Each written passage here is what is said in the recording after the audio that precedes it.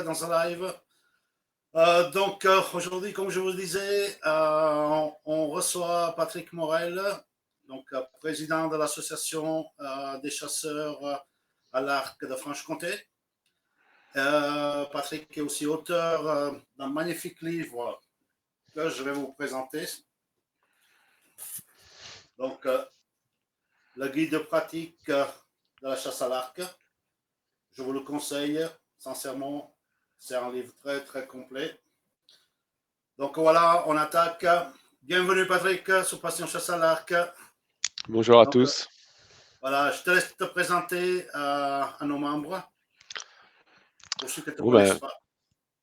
Patrick Morel, donc j'ai 48 ans. Après, quoi dire d'autre? Je réside dans un petit village du nord de la Franche-Comté, donc c'est à proximité de Montbéliard ou de Sochaux. Donc un petit village de 300 habitants qui s'appelle Villars-sous-Écot, mais qui est forcément très peu connu, mais en fait qui est connu internationalement pour ceux qui font du motocross, parce que juste derrière la colline, derrière moi, il y a un circuit international de motocross. Donc voilà, après, quoi dire d'autre? Je travaille chez Veolia. Je suis automaticien dans alors Veolia Industrie. Hein, je fais pas de la flotte ou du transport ou je gère. Je suis chargé d'affaires dans l'automatisme et la supervision. Ok, Donc super. voilà. Après, je travaille principalement pour des sociétés comme PSA, General Electric, Volvo et Renault, souvent de l'industrie automobile en particulier, mais un peu de tout, on va dire. Ok, alors Patrick, moi je commence par quelques questions. Oui. Depuis combien de temps tu chasses à l'arc et surtout pourquoi tu as choisi ce mode de chasse? Alors, je chasse à l'arc depuis 18 ans. Enfin, je viens de terminer, on va dire, ma 18e saison. On va bientôt attaquer la 19e, on va dire. J'ai chassé 13 ans à l'arme à feu avant de passer à l'arc. Et un jour, en fait, en 2000, dans le Doubs, il y a eu l'autorisation de chasser en été, ce qui n'existait pas avant. Ça le faisait dans quelques départements, déjà dans 2 départements, mais dans le Doubs, il n'y avait pas de chasse d'été et ils ont autorisé ça à partir de 2000. 2001, les ACCA ont commencé un petit peu à prendre des bracelets pour ceux qui voulaient découvrir ça. Et puis, c'est ce que j'ai eu l'occasion de faire en 2001. J'ai chassé un brocard à la carabine. Et en fait, ça m'a tellement plu, l'approche m'a tellement plu que je me suis dit, l'année prochaine, tu refais la même chose, mais avec un arc. Donc, j'ai passé le cap à ce moment-là. Je venais d'avoir 30 ans. Et puis, la petite histoire, comment on a fait une fête pour mes 30 ans. En fait, tous mes potes qui étaient présents à cette fête m'ont fait une cagnotte. Et c'est avec cette cagnotte que j'ai acheté en février, ou mois de février suivant, ou janvier suivant, mon premier arc, en fait. Et en fait, c'était donc en 2002, c'était janvier 2002, et c'était le premier chèque que je faisais en euros.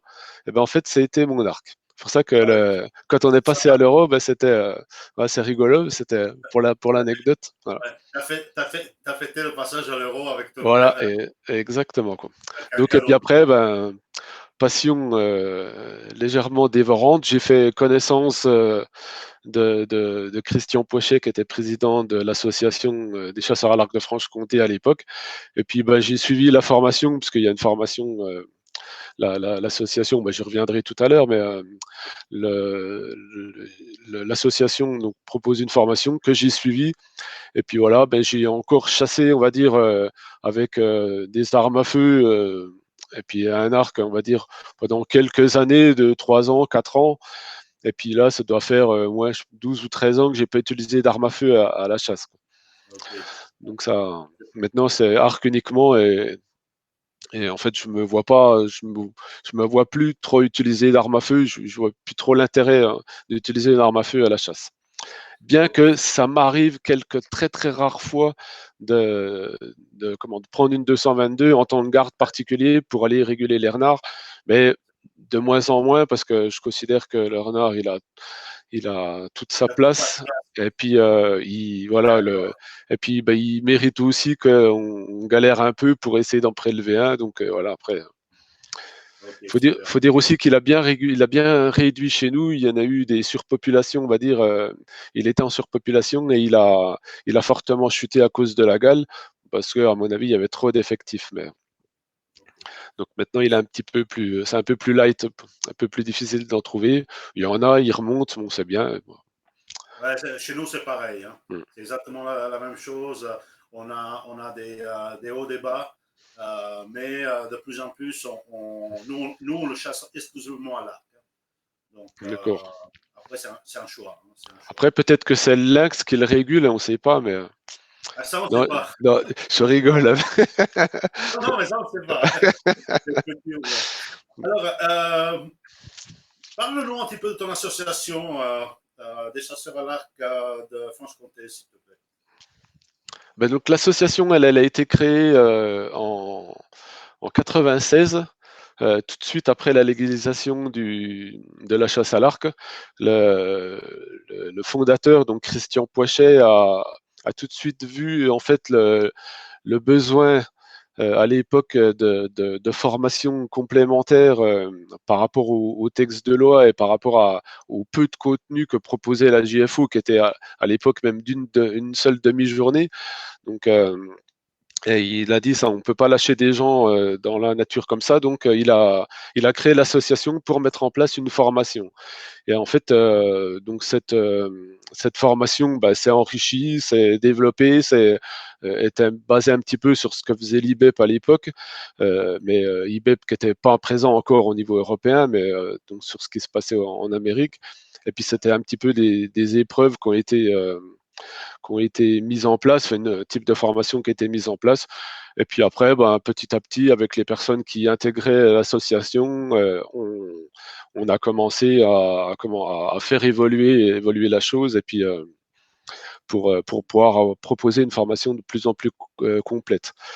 La, la chose qu'a fait Christian Pochet, qui a vraiment été super, c'est qu'en fait, il a su s'entourer de personnes qui étaient très complémentaires les unes des autres. En fait, chacun avait des domaines dans lesquels il était particulièrement, il exerçait vraiment des choses vraiment bien. Et donc, il a su mettre en fait cette coactivité ou créer une synergie avec plusieurs personnes en fait pour pouvoir vraiment proposer une formation de qualité, quoi. De qualité, quoi. Donc, Et ouais, ouais c'est- c'est ce que j'avais entendu parler un petit peu de votre formation. Donc, même nous, d'Alain, on en avait entendu parler. Et bah apparemment, après, comment on en entend parler assez, parce que c'est vrai qu'il y a très très peu d'équivalents. Bon, après, moi, je bouge pas mal en France, donc je vois un peu ce qui se passe. Ça commence à bien évoluer, et puis la FFCA a fait quand même un boulot assez phénoménal pour la formation justement des formateurs.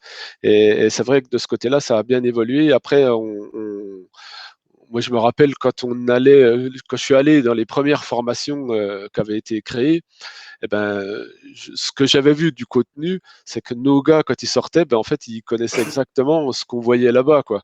On avait à peu près le même niveau. Alors c'est pour ça, ça m'avait fait sourire un petit peu, mais c'était bien. C'était un premier truc. Après, c'est vrai que ça a bien évolué. Et puis avec de plus en plus de personnes, donc des multiplications de compétences diverses et compagnie. Donc c'est c'était important pas. l'échange. Et en fait, c'est un peu pour ça que, à l'époque, on avait le besoin d'avoir un support de formation. Et puis, dès que j'ai commencé à intégrer un peu le staff de l'équipe là-bas, de l'équipe des chasseurs à l'arc de Franche-Comté, eh ben, j'avais proposé, alors ça s'est passé initialement via le forum archasse.com, À chaque où, fois. où c'est qu'on avait à plusieurs personnes.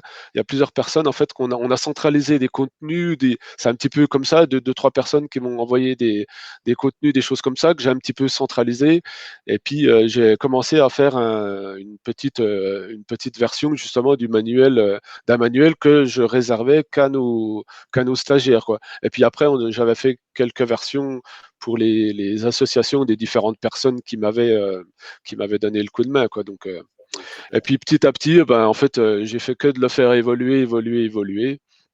Et puis après, on s'est devenu un, un manuel qui était ben, qui était ce qui avait le plus complet, on va dire, dans la littérature existante sur le marché. Sauf qu'en fait, sur le marché, elle n'y était pas puisque c'était toujours qu'à nos stagiaires, quoi. Moi, Super. via le blog, je recevais au moins une demande par semaine de quelqu'un qui aurait voulu l'acheter, quoi. Donc, J'étais ouais, inscrit sur le blog, donc ouais. tu ne te rappelles pas, mais peut-être, mais j'étais inscrit sur le blog et je Oui, vous bah, suivais. À c'est, l'époque, je c'est- n'étais pas encore à l'Arc et ici dans le département. J'étais à Nord-Savoie, mais je suivais de près votre blog. Et, Et en fait, c'est pour ça qu'on a des personnes, quand tu disais que la formation, elle avait une renommée, alors c'est vrai que nous, les gens qui viennent à l'association, eh ben, c'est vrai qu'ils viennent pour faire la formation. Et puis, dans nos statuts, en fait, dès le départ, il était inscrit que les gens qui font partie de l'association devaient avoir le permis de chasse, la JFO et cette formation. Donc, c'est pour ça que la première année, on appelle comment on appelle stagiaires les gens qui nous appellent, qui nous rejoignent pour la première année. Même c'est pas péjoratif, mais voilà, pour bien déterminer que c'est c'est des eux qui bleus, font voilà, c'est c'est les, des bleus. voilà, voilà, si on veut. Alors, bien que on a des personnes qui chassent à l'arc des fois depuis plusieurs années et Non, puis non, qui mais c'est viennent clair. faire la formation, qui n'avaient jamais intégré d'association et puis qui découvrent et puis qui viennent faire la formation. Et même ces gens-là sont super contents. Cette année, j'en ai un qui est venu. Ça faisait 6 ou 7 ans qu'il chassait à l'arc. Jamais il avait pu prélever. Et puis cette année, il a fait deux chevreuils et un magnifique sanglier. Donc lui, il est aux anges, quoi, forcément. Puis moi, ça me Oui, fait oui, super oui, plaisir, quoi, d'avoir oui, de la réussite comme ça. ouais. C'est vrai que je pense que je suis largement aussi content quand j'ai des gens que l'équipe a formés et puis qui réalisent leur premier gibier. C'est vrai que On je est aussi suis. content. Hein. Ah ben c'est clair, hein, moi je C'est suis pareil. super content, quoi. Après, Ouais. et puis cette année, j'ai eu l'occasion d'être là à plusieurs reprises lors de premiers gibiers de mes jeunes archers, on va dire. Donc c'était vraiment. Donc en plus, j'ai pu faire les photos moi-même parce que je tiens particulièrement à ce que les photos soient belles, et le gibier est mis en valeur. Et là, j'ai Ouais. pu en faire de jolies photos, voilà, qui étaient Ouais. sympas, quoi. Combien de membres vous avez? Alors ça varie un peu, forcément, comme toutes les associations. On est à peu près à 65 membres là. On Ok. tourne à peu près au ça. Alors après, il est vrai qu'on touche toute la Franche-Comté, voire plus que ça, parce que on a des membres qui viennent de Suisse, la chasse n'étant pas légalisée en Suisse. On a Comme 6 ou nous, hein. 7, 6 ou 7 membres. Voilà, de toute façon, tu dois bien connaître Tout à le fait. truc. D'ailleurs, je crois qu'il y en a qui sont venus chez nous puis qui t'ont rejoint après, des Tout à fait. transfuges. Oui. Voilà. On, Mais on en a pas mal. voilà. Ouais. Nous aussi, nous, 70% de nos membres, 60, je parle bien de 70% de nos membres, sont des Suisses, Ah, ou ah des oui. Français résidents en Suisse, mais qui viennent chasser chez nous. D'accord, ah oui, ça fait quand même. Non, non, on n'en a pas autant que ça, mais on en a ouais, 6, 7, 8 peut-être. Je sais plus comme ça de tête, faudrait regarder. Mais après, on a des gens de Saône-et-Loire, de Côte-d'Or, des gens qui viennent faire la formation et puis qui ne restent pas, en fait, hein, parce qu'après, ça peut se comprendre aussi. Des gens qui viennent des Vosges, de Meurthe-et-Moselle, on en a chaque année, quoi. On a même des adhérents qui continuent à cotiser alors qu'ils habitent à 30 km de Nancy et ils cotisent chaque année et puis c'est vrai que ça fait plaisir parce que bon, ça marque quand même une reconnaissance de ce que C'est l'association important. leur a apporté, quoi. Et ça fait plaisir. Ouais, c'est Ouais, vrai, c'est vrai. Nous, on en a quelques-uns aussi qui viennent très, très, très peu. Et ils continuent à cotiser depuis le début. Et ça fait chaud au cœur, ça encourage le travail, à continuer le travail qu'on fait. Et c'est valorisant. C'est Non, important. c'est exactement ça. Après, c'est vrai que il y a des gens qui, voilà, qui cotisent chaque année, et c'est pas eux qui détruisent les cibles, ça c'est clair. C'est clair. C'est- Là, c'est bon. Après, des membres comme ça, c'est vrai que c'est plaisant. En fait, moi, je pousse pas les gens à cotiser avec le couteau sous la gorge. Il faut que ça soit quand même Clair, clair. donnant-donnant. Mais bon, c'est vrai qu'après des personnes comme ça. Alors après, c'est pas la majorité non plus, hein. Les gens qui sont très loin et qui ne retrouvent pas, ils ont bien profité de l'association, parce que ça leur a apporté. Mais après, je peux comprendre que quand il y a des kilomètres à faire pour venir à des entraînements, où ça peut être aussi problématique. Et puis voilà, certains ont fait l'effort, ont pas forcément la fibre. Comment de la fibre associative, mais ils ont fait l'effort de venir à un an, tout ça, c'est vrai que c'est déjà des gens, des comportements qu'on peut encourager, parce qu'ils ont fait l'effort de se former, c'est déjà pas forcément le cas de tout le monde, quoi. C'est pas évident aussi, hein. Quand on a beaucoup de kilomètres à faire, Ah oui, euh, non, mais c'est. c'est vraiment pas évident. Et Euh, moi, les gens, quand les gens qui sont dans du Jura, par exemple, quand ouais, des gens qui habitent les Rousses ou les choses comme ça, ils ont 2 heures et demie de route pour venir quand ils ont fait nos formations. Donc c'est vraiment quand même une motivation, c'est de quelque chose, ouais, ouais, ça, qui a à noter, quoi. Et puis après, pour la répartition, en fait, ce que je voulais dire aussi, c'est que l'association, c'est vrai que le gros noyau est sur le Doubs. Et puis après, on a des membres qui sont sur le Jura, sur la Haute-Saône, et puis très peu sur le territoire, mais le territoire de Belfort étant tout petit, là on en a quelques-uns aussi, mais c'est vrai que c'est le gros noyau est quand même sur le Doubs. Après, effectivement, ce que je disais, quand on est en limite du Jura, ben, je pense qu'ils ont plus facile à aller dans l'Ain, ceux qui sont dans le sud du Jura, ouais. que... Ouais, on en a quelques-uns qui viennent du Jura aussi. Et sincèrement, ça leur fait 2 heures, 1 heure et demie, 2 heures, juste chez nous aussi. C'est des courageux, c'est des passionnés. C'est sincèrement chapeau bas, quoi. Chapeau bas. Mais je sais que Euh, tu ouais. m'as invité à chasser, que j'avais regardé, que c'était 3 heures et demie de route. Je me suis dit, ouh, là, il faut quand même prévoir quand même. Bon, Mais bon, il faut quand même que tu ouais, viennes j'ai quand même toujours un l'ambition de week-end. venir quand même. Bah oui, ouais. Je te reçois sans souci avec ton équipe, quand vous voulez. Non, bah, on vient venir à 25. Tu Bon. loueras un gymnase. Il- Si vous venez à 25, ben, on réservera un hôtel pour vous. Ouais, ils sont au livre ces temps-ci là. Oui, surtout ces temps-ci. Ouais. Voilà. Euh, Qu'est-ce que je voulais te poser comme question? Quel est le prix de la cotisation chez vous, si c'est pas Alors indiscret? la cotisation, non, ça absolument pas. Elle est de 46 euros à l'année. Ok, Donc sur les 46, ben, j'en reverse 23 à la ok, FFCA, hein, comme tout bon adhérent. Et par contre, la première année, quand les personnes viennent faire la formation, donc le prix est doublé euh, parce que quand je dis les 46 euros suivants, on va dire, intègrent donc ce qu'on appelle les coûts de formation. On leur offre, on leur offre, c'est entre guillemets, puisque ça fait partie des coûts de formation. Le livre, justement, le livre fait partie, on le donne aux stagiaires, puisqu'il est issu justement de ce que j'avais fait à la base. Alors, j'y reviendrai tout à l'heure si on en parle, hein. Donc, il y a le livre, on leur donne un écusson brodé, un petit diplôme, il y a différents petits trucs. Donc, voilà, dans les 46 euros, en fait, ils s'y retrouvent largement. Voilà. largement. Mm. Exactement. Il y a pas Et de, on fait pas beaucoup de bénéfices, et puis sachant qu'on a quand même des cibles à acheter, sachant on les fait tirer en plus dans des cibles à l'âme. Donc bon, je rassure, hein, pas des neuves quand même, mais bon, on et- les achève en tirant à l'âme dedans, quoi. ok. Est-ce que vous avez un territoire de chasse communal ou bien vous louez un territoire? Comment ça se passe au niveau de la chasse? Alors, au niveau de l'association, on gère pas du tout de chasse. Ok. Et on n'a pas du tout de territoire à gérer ou quoi que ce soit.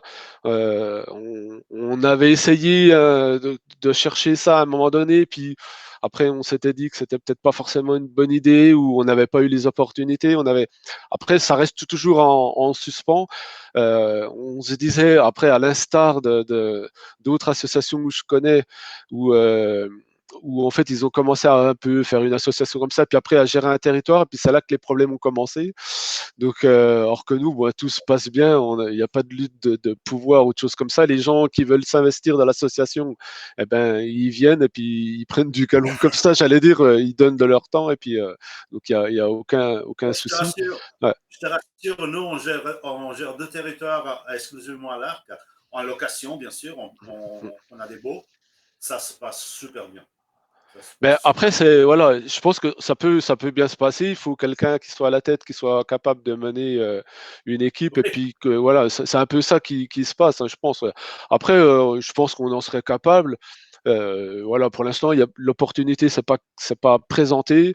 Les seules choses qu'on a, c'est qu'on a fait plusieurs des conventions pour réguler le ragondin ou des choses comme ça. Et puis assez régulièrement, je l'ai encore été en février, ben, 2-3 jours avant le confinement, on a fait des battues, une battue en zone périurbaine avec comment avec des archers et puis dans le territoire de Belfort. Bon après voilà, c'est des choses comme ça qui se mettent en place, mais on n'a pas réellement de territoire à proprement parler. Le but de l'association, c'est quand même la formation en premier lieu, et puis la représentativité, on va dire, auprès des instances, et puis sur des manifestations ou des choses comme ça en ok, second lieu, on va dire. ok, super. Dis-moi, comment ça se passe la chasse à l'arc dans le département pour les chasseurs à l'arc? Est-ce qu'ils sont bien reçus par les autres associations, par les sociétés?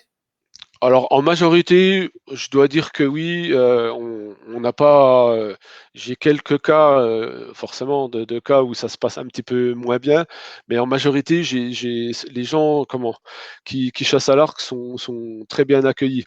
Alors après, il est vrai que, il y a eu pas mal de boulot de fait au niveau de la fédération, au moins du Doubs, hein, je parle pour l'instant du Doubs parce que moi je suis assez bien intégré au niveau de la fédération. J'ai fait partie de la CDCFS pendant plusieurs années. Et puis donc voilà, après, et la fédération du Doubs a quand même une particularité, c'est qu'elle s'appuie beaucoup, elle fait intervenir beaucoup les associations de chasse spécialisées. Et ça, c'est vrai que c'est pas mal. Et on est force de proposition dans pas mal de choses. On nous demande de participer à des choses. Donc, par rapport à ça, c'est vrai que ça peut être c'est assez sympa. C'est pas forcément le cas aussi bien en Haute-Saône que dans le Jura. Mais ça tend à s'améliorer depuis 1 ou 2 ans, 2, 3 ans. Ça commence à s'améliorer. Je crois que je t'ai perdu.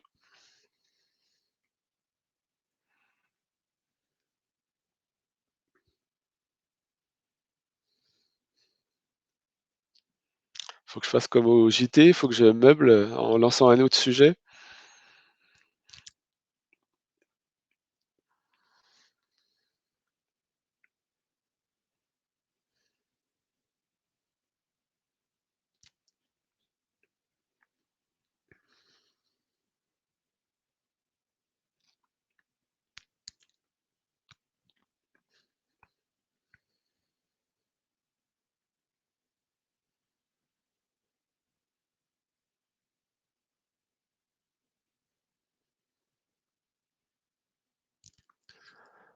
Les aléas du direct.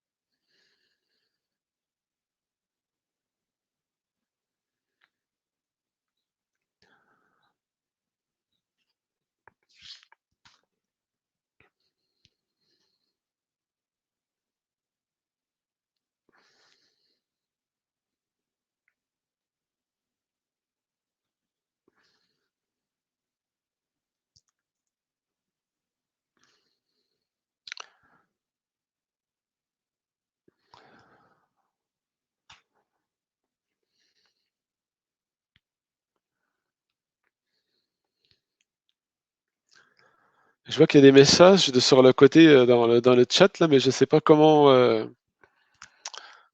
y répondre. Puis en fait, je vois pas Il y qui a écrit. un problème de Ah, connexion. Patrick, tu m'entends? oui, c'est bon, c'est revenu. J'étais en train Patrick, de tu voir qu'il y m'entends? avait. Oui, je t'entends. Enzo, je Patrick, t'entends bien. Oui, oui, je t'entends. tu m'entends? Tout à fait. Allô, allô? J'ai pas de son avec Ah, Patrick. On va relancer un petit peu le live, si vous m'entendez.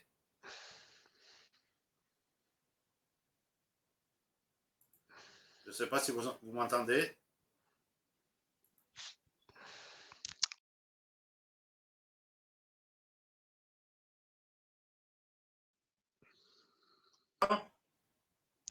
oui, je t'entends. Alors, on s'était perdu, on Ah, a eu une coupure de mais, connexion. mais moi je t'entendais quand tu parlais là, mais c'était pas le Ouais. cas, c'était pas J'ai réciproque. eu, j'ai eu une coupure de connexion. Donc, voilà, je pense que les gens ont quand même, t'as quand même répondu aux gens. Euh, on va continuer, on s'excuse hein, des coupures de connexion. Ça peut arriver. Donc après, on parlait justement de comment ça se passe la chasse à l'arc dans le département. Donc tu as bien expliqué. Ça se passe relativement bien. Après, moi j'ai une autre question pour toi. Voilà, parle-nous un petit peu de ton livre, du guide. Comment tu as eu l'idée de le faire et pourquoi? Alors en fait, bah, c'est ce que j'expliquais tout à l'heure au niveau de l'association. On avait besoin d'un support en fait, d'un support papier. Donc c'était comme ça qu'en fait il avait été créé au départ avec un petit peu une collaboration avec différentes personnes en fait du forum ArcChasse. Et c'est parti de là. Et puis, au départ, j'avais fait une version qui devait faire, je sais pas, 60 ou 70 pages. Et puis, au départ, ça s'est amélioré. Il a fait que de s'améliorer. J'ai après des personnes qui me disaient, ben, ça serait bien d'intégrer ça. Et puis, par rapport à des idées que j'avais, puis chaque année, ben, je l'améliorais un petit peu. Et puis, j'ai fait ça pendant une douzaine d'années jusqu'à ce que Jean-Michel Armand, un jour, qu'on avait eu vent, euh, mais comme on en avait donné à l'époque une version à lui, mais c'était les premières versions, et à Armand Mamira-Aga quand il était encore dans le staff de la FFCA. Et puis après, bah, c'était un petit peu passé aux oubliettes, parce que ça doit être daté de quelque chose comme 2005 ou quelque chose comme ça. Et puis, on va dire dans les, je sais pas, de 2015-2016, il y a Jean-Michel Armand, qui était encore président à l'époque, un jour comme ça, qui me dit, écoute, on a discuté, on aimerait bien que ton manuel devienne éventuellement le manuel de référence de la FFCA. Et donc, ben, j'ai dit, ben oui, ben moi, ok. Alors, j'avais donné un petit peu quelques contreparties.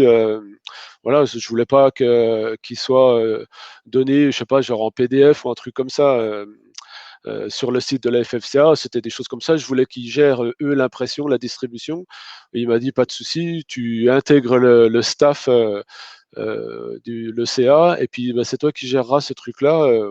Il y a pas... Donc il me dit, bah, j'en parlerai au CA, et puis donc après, partant de là, bah, j'ai dit, bon, de toute façon, on ne peut pas le diffuser comme ça. Il était quand même fait pour une 15 ou 20 personnes chaque année. S'il devait comment, le remettre au niveau national, il fallait vraiment qu'il soit beaucoup plus complet. Donc, ben, j'ai commencé à retravailler pendant plusieurs mois, en fait. Et puis, ben, c'est inquantifiable, hein, le temps que j'ai pu passer dessus. Je pourrais même pas J'imagine, le dire. Mais, ouais, sincèrement, il est super complet. ouais. Hein.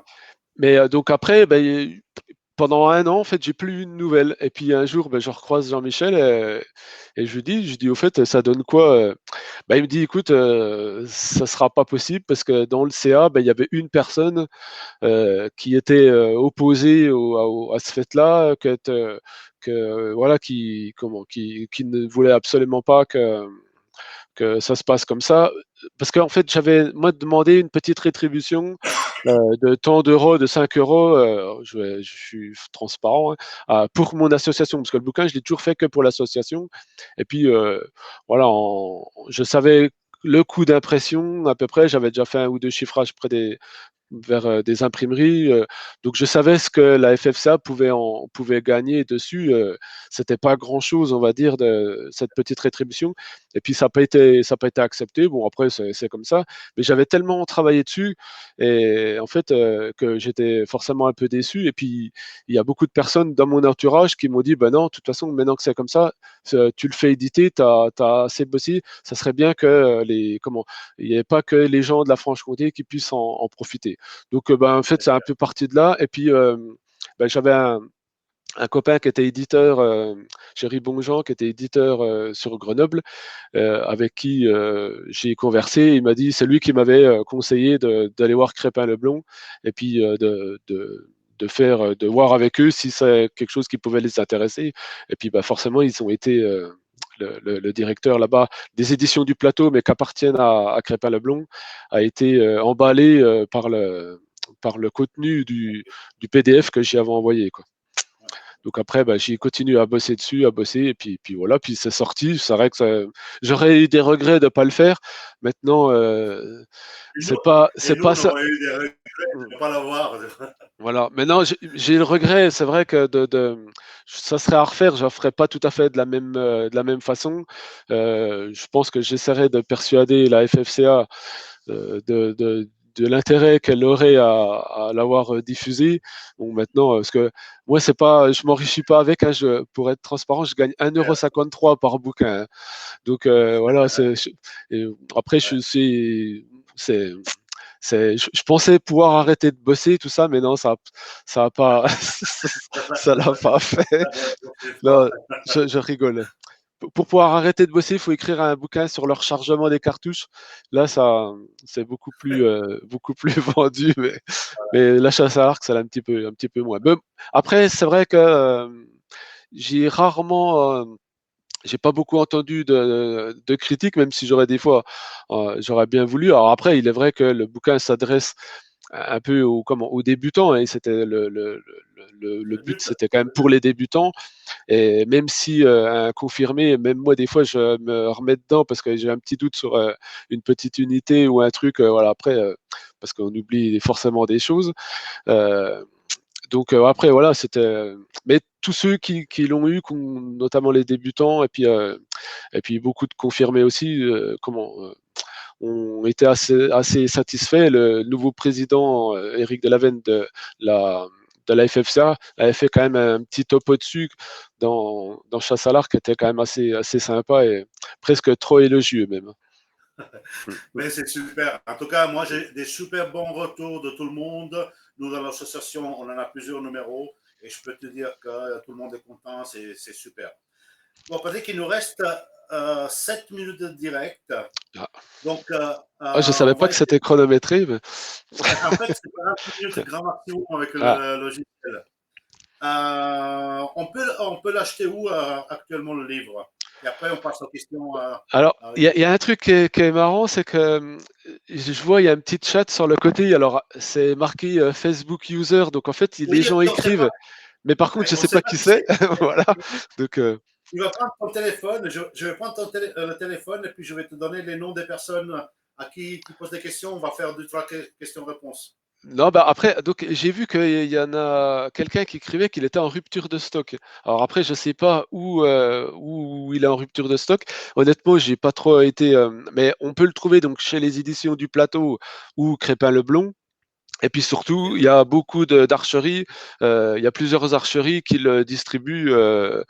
Si je prends comment Sherwood Archery, Erhardt, Frère Loup, tous ces archeries-là le distribuent.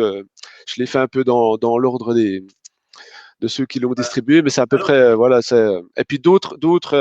Après, c'est vrai que c'est d'autres archeries des fois je m'aperçois comme ça, mais honnêtement, je vais pas sur tous les sites d'archerie pour voir s'il est vendu ou pas. Donc, mais bon, mais au ok. moins ces trucs-là. Après, c'est vrai que j'avais peut-être vu sur Amazon où il était marqué indisponible ou quelque chose comme ça, mais bon, je sais même pas De toute façon, s'ils s'en est vendu. ils peuvent le commander de toute façon. Voilà, quoi.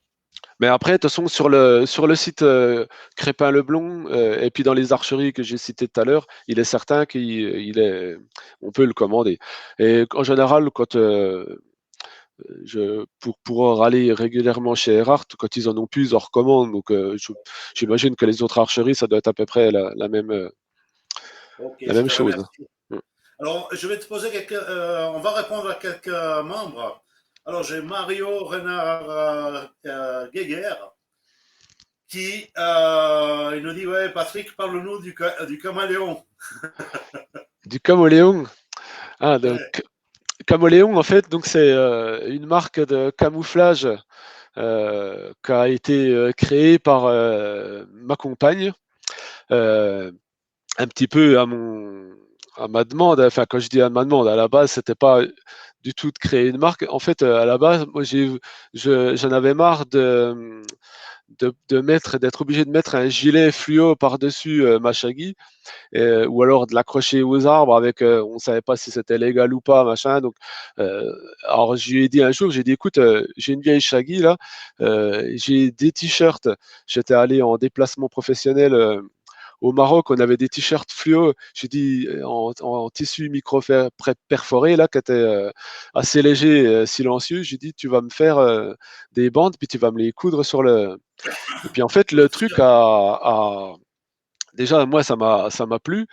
Et puis après, ça a plu à pas mal de personnes autour de moi, des gens de l'association initialement.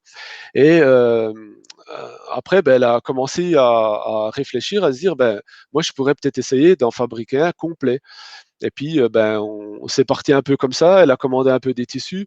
Alors après, j'ai eu plein de tissus dans les mains. J'ai dit non, ça c'est trop bruyant, ça se déchire trop. Ça. On a fait un choix plein, vraiment des choix de tissus, de matériel, des fermetures. Elle m'avait présenté des fermetures éclairs. Je fais non, non, ça c'est beaucoup trop bruyant. Il faut un truc silencieux. Puis petit à petit, avec les premières qui étaient essayées sur le terrain et puis les retours qu'on en avait, eh ben, on a amélioré un peu le truc. Et puis, c'est peut-être à peu près 2 ans après elle a commencé à proposer un site. Et puis, de mettre, on a créé, on va dire, la marque. Et puis, j'ai eu le privilège de ça marche. dessiner le petit logo, en fait. Le petit caméléon, justement, bariolé de vert et d'orange. Et ben voilà, c'est un peu parti comme ça. Et en fait, après, c'est tout des demandes particulières de personnes qui en ont voulu une avec les manches qui pouvaient s'enlever, une avec les manches d'une autre couleur, ou juste des gilets. Et puis, c'est tous les, les références qui sont créées se sont faites comme ça. Et par contre, la difficulté, alors je fais un petit peu, je développe un peu, mais à Ouais, avoir, vas-y. c'était le tissu camo, qui était lui très très compliqué à avoir, qui venait des États-Unis, qui est très très cher. Et, euh, et en fait, c'est un jour ben, les frères Erhardt qui nous ont proposé comme idée en disant, ben, ça serait bien, c'est de créer un camouflage à base de tissus unis, donc en mélangeant des bandes. Alors, j'avais commencé à faire des petites simulations sur PC, et puis on a fait plusieurs versions comme ça. On en a retenu deux. Enfin, et puis parce que après je donne un peu mon point de vue, on va dire technique, et puis de ce qui pourrait plaire, et puis de ce qui pourrait être efficace. Parce qu'après, et puis moi, elle en a créé, je les ai testés sur le terrain, et puis comme c'était merveilleux, et ben voilà, après. Alors c'est vrai que j'ai un peu le privilège d'avoir un peu tous les coloris, mais bon, il faut que j'insiste à des fois quand même, hein. Les clients passent avant, donc. Mais bon. Et ça, on peut retrouver, on te commande directement sur Ah ben après, l'envoi. c'est pas à moi, hein, parce que moi je fais vraiment, je gère pas grand-chose là-dedans. J'ai juste, mais il y a un site qui s'appelle camoléon.fr, Ok. en cherchant sur camouflage, camoléon, shaggy ou des choses comme ça, on retrouve ça. Et puis après, ben, il y a plein de choix dessus. Alors peut-être qu'il évoluera le site. C'était un peu prévu encore, mais voilà, il y a plein de choses. Et puis il faut savoir que tout est possible de faire sur mesure, des choses sur mesure, ou des choses qui n'existent pas dans le site, en fait, des accessoires ou des choses comme ça. c'est tout à fait possible de les demander, de demander un devis ou de savoir si c'est réalisable, quoi. Il y a aucun souci de ce côté-là. Comme ça, Caméléon? Caméléon? Voilà. Mais sauf que c'est un point camoléon, voilà. C'est un Oui, point à ok, la place ouais, du ouais. tiret. Voilà. Mais Je bon, corrigerai. mm, de ce côté-là, il Ok, n'y a écoute, pas de souci. on arrive à la fin. Mm, J'aimerais pas que ça coupe au bout de 40 minutes et mm. qu'on reste en plan. En tout cas, moi, j'étais heureux de te recevoir sur Passion Chasse à l'Arc pour ce live. Eh J'attends que ben, tu viennes chasser chez nous. mm. Donc, l'invitation tient quand tu veux. Tu es, chez toi, chez nous, aucun souci. Je te remercie énormément pour m'avoir accordé du temps, pour avoir répondu à mes questions. Et Mais écoute, j'espère que tu as eu du plaisir aussi, comme mais moi. oui, disons que au lieu d'être au boulot à faire ça, c'est quand même pas forcément plus mal. Et puis, c'était une Ouais. expérience à la première fois, mais bon, même si Ah ouais, c'était d'un point de vue technique, j'ai eu les soucis avec les caméras, mais bon, pour finir, je pense que ça s'est bien. je trouve que ça s'est super bien passé aussi, à part le petit problème qu'on a eu de connexion, mais bon, malheureusement, ça arrive. Oui, bah En tout cas, après, voilà. Ouais. Je te remercie énormément. J'espère te rencontrer bientôt. Et puis, bah, ben, je c'est te dis à réciproque. bientôt. Voilà, à bientôt. Et puis, au revoir à tout le monde sur le groupe. Euh, si vous avez des questions, n'hésitez pas à mettre vos questions. On vous répondra. Et prenez soin de vous, de vos familles. Et j'espère que bientôt, au 1er juin, on pourra commencer à aller à la chasse. Parce que Et ça nous manque. on croise les doigts, mais on verra si On croise les si doigts. c'est. Ouais. On croise les doigts. Allez, tout le monde, à bientôt. Ciao, ciao, Ben, merci Patrick. à tous et puis bon appétit à tous, hein, parce que je pense qu'il y en a qui vont commencer. Ça Ils marche, étaient à l'heure voilà. de l'apéro pendant le live, donc maintenant je pense ils vont manger. Ouais, bon appétit tout le monde. Mm. Ciao, ciao, merci. À bientôt. Merci, à bientôt, salut.